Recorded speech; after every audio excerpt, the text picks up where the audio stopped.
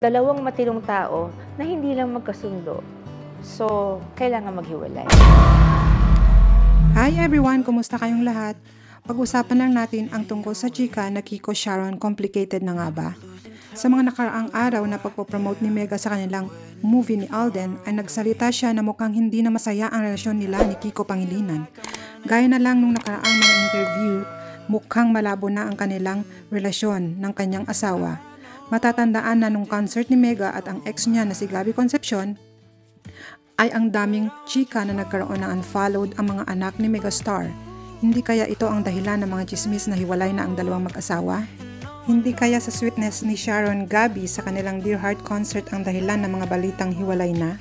Pansinin natin ang mga interviews ni Megastar Sharon Cuneta.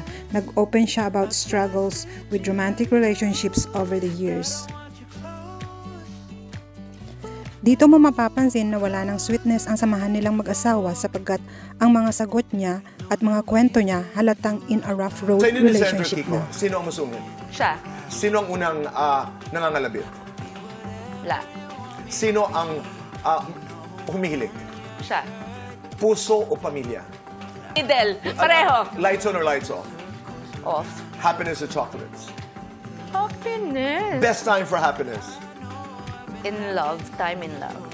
Complete the sentence. I'm Sharon Cuneta and I am. No, complicated. No, but that's the most No. exciting. A simple girl with a complicated life.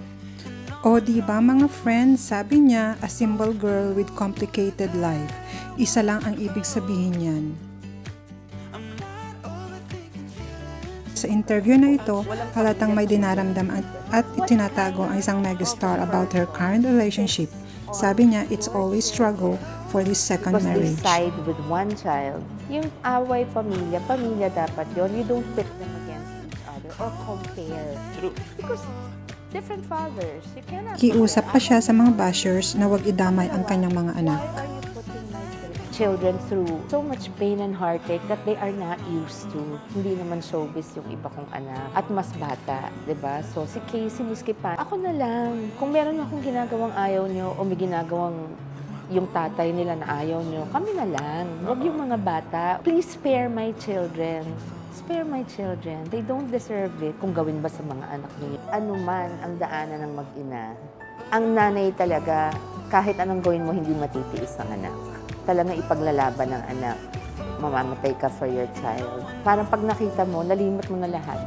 Lahat ng tampo. In the end, and you will regret all the time that you wasted not seeing each other because you had certain issues, certain na hindi na-resolve.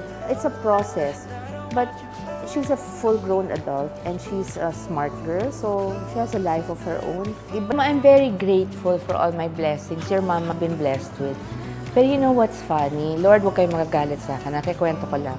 Isa lang yung dinasal ko na lahat pinigay sa akin, pwera yun. Kasi, nung bata ako, gusto ko lang, mag-aasawa ako, magkakaanak, tapos alagaan ko lang yung asawa at mga anak ko. And then, I got married the first time.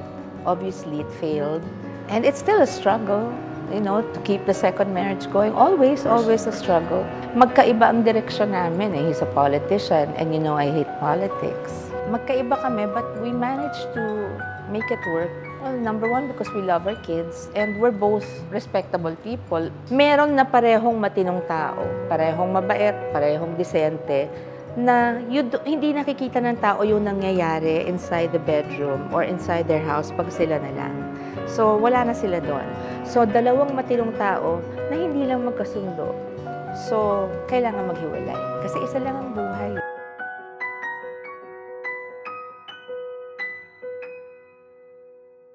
Share your thoughts mga friends. Please like, share, and subscribe.